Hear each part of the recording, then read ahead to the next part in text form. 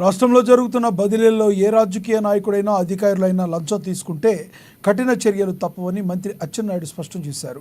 పైరవీలు చేసి బదిలీలకు ప్రయత్నించినా బదిలీలు చేసుకున్న వాటిని తక్షణమే నిలుపుదల చేస్తామని సంచలన వ్యాఖ్యలు చేశారు.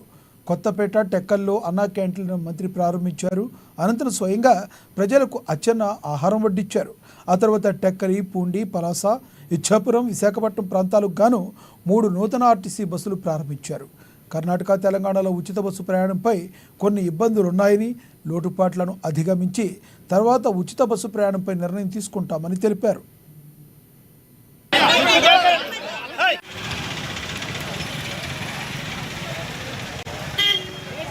అక్కడ కూడా కొన్ని లోపాలు బయటపడుతున్నాయి.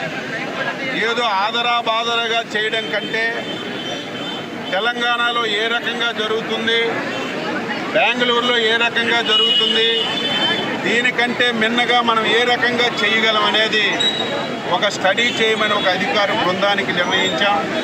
వాళ్ళు ఇప్పుడిప్పుడే పర్యటన చేస్తున్నారు.